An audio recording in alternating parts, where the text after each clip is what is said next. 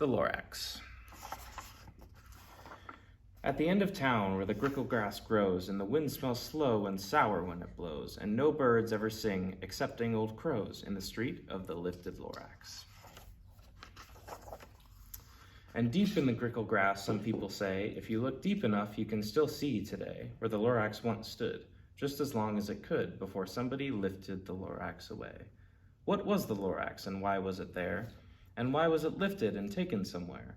From the far end of town where the grickle grass grows, the old Onceler still lives here. Ask him, he knows.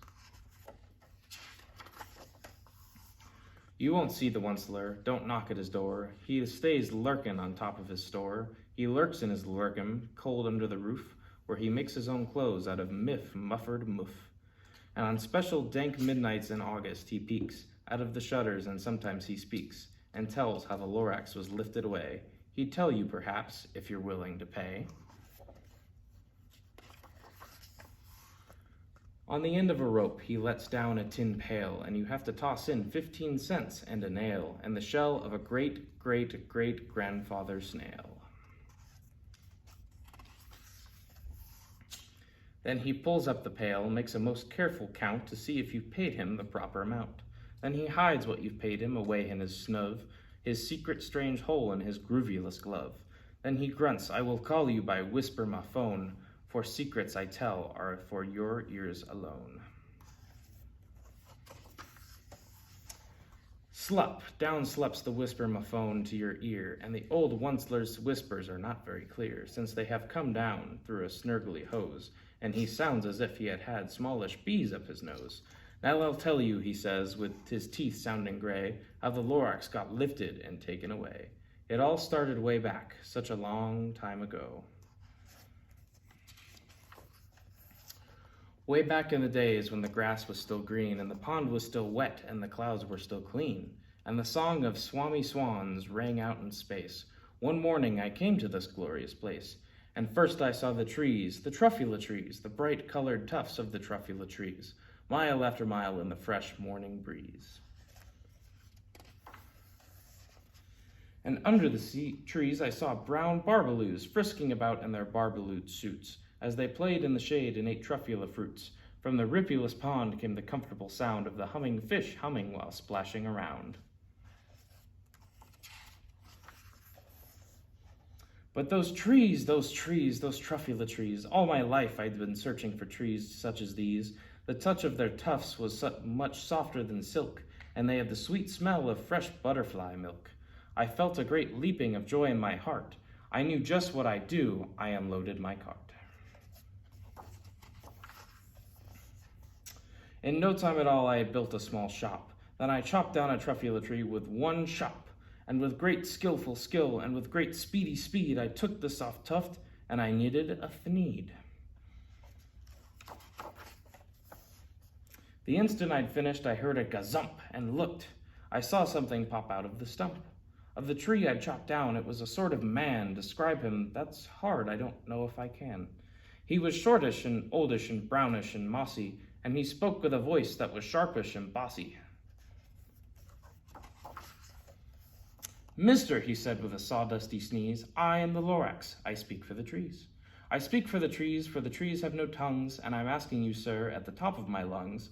He was very upset as he shouted and puffed, What's that thing you've made out of my truffula tuft? Lorax, Lorax, I said, there's no cause for alarm. I chopped down just one tree. I'm doing no harm. I'm being quite useful. This thing is a thneed. A thneed is a fine something that all people need. It's a shirt, it's a sock, it's a glove, it's a hat. But it has other uses, yes, far beyond that. You can use it for carpets, for pillows, for sheets or curtains, or covers for bicycle seats. The Lorax said, Sir, you are crazy with greed. There was no one on earth that would buy that fool thneed. But the very next minute I proved he was wrong, for just at that minute a chap came along, and he thought that the thneed I had knitted was great. He happily bought it for $3.98. I laughed at the Lorax, you poor stupid guy, you never can tell what some people will buy. I repeat, cried the Lorax, I speak for the trees. I'm busy, I told him. Shut up, if you please. I rushed across the room and in no time at all built a radio phone. I put in a quick call. I called all my brothers and uncles and aunts and I said, listen here, here's a wonderful chance for the whole Wunstler family to get mighty rich. Get over here fast, take the road to North Nitch, turn left at Weehawken, sharp right at South Stitch. And in no time at all, in the factory I built, the whole Wunstler family was working full tilt. We were all knitting thneeds, just busy as bees, to the sound of the chopping of the truffula trees. Then, oh baby, oh how did my business grow. Now chopping one tree at a time was too slow. So I quickly invented my super axe hacker, which whacked off 4 truffula trees at one smacket. We were making thneeds 4 times as fast as before, and that Lorax, he didn't show up anymore. But the next week, he knocked on my new office door. He snapped, I'm the Lorax who speaks for the trees, which you seem to be chopping as fast as you please. But I'm also in charge of the brown barbaloots, who played in the shade in their barbaloot suits, and happily lived eating truffula fruits. Now, thanks to your hacking my trees to the ground, there's not enough truffula fruit to go around, and my poor barbaloots are all getting the crummies because they have gas and no food in their tummies. They loved living here, but I can't let them stay. They'll have to find food, I hope that they may. Good luck, boys, he cried. He sent them away.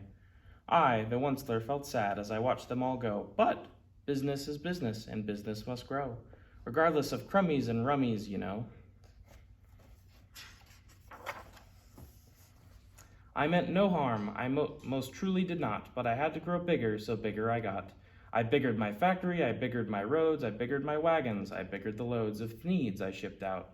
I was shipping them forth to the south, to the east, to the west, to the north. I went right on biggering, selling more thneeds, and I biggered my money, which everyone needs. Then once again he came back. I was fixing some pipes when that old nuisance Lorax came back with more gripes. I am the Lorax, he coughed and whiffed. He sneezed and he snuffled, he snargled, he sniffed. Wunstler, he cried with a gruffyless croak. Wunstler, you're making such a smogulous smoke. My poor swummy swans, why they can't sing a note. No one can sing who has smog in his throat.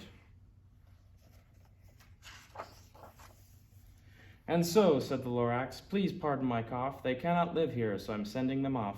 Where will they go? I don't hopefully know. They may have to fly for a month or a year to escape from the smog you've smogged up around here. Once more, snapped the Lorax, his dander was up. Let me say a few words about gluppity-glup. Your machine chugs on day and night without stop, making gluppity-glup, also schloppity-schlop. And what do you do with this leftover goo? I'll show you, you dirty old Wunstler man, you. You're glumping the pond where the hummingfish hummed. No more can they hum, for their gills are all gummed. So I'm sending them off. Oh, their future is dreary. They'll walk on their fins and get woefully weary, in search of some water that isn't so smeary.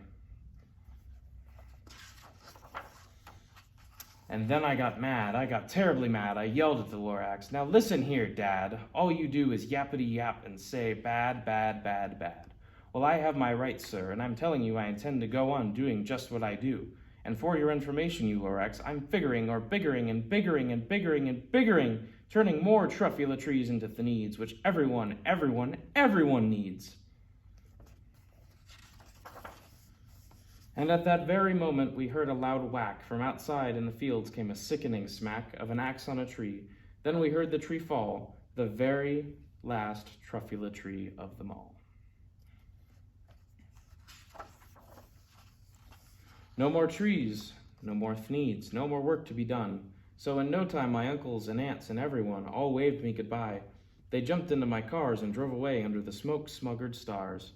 Now all that was left neath the bad-smelling sky was my big, empty factory, the Lorax, and I. The Lorax said nothing, just gave me a glance. He just gave me a very, very sad backward glance as he lifted himself by the seat of his pants. And I'll never forget the grim look on his face when he hoisted himself, and took leave of this place, through a hole in the smog without leaving a trace. And all that the Lorax left here in this mess was a small pile of rocks with one word, unless.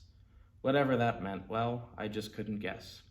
But that was long, long ago, but each day since that day I've sat here and worried away. Through the years when my buildings have fallen apart, I've worried about it with all of my heart. But now, says the Onceler, now that you're here, unless the word of the Lorax seems perfectly clear, unless someone like you cares a whole awful lot, nothing is going to get better. It's not. So, catch, says the Onceler. He let something fall. It's a truffula seed. It's the last one of all. You're in charge of the last of the truffula seeds, and the truffula trees are what everyone needs. Plant a new truffula, treat it with care. Give it clean water and feed it with fresh air. Grow a forest, protect it from axes that hack. Then the Lorax and all of his friends may come back.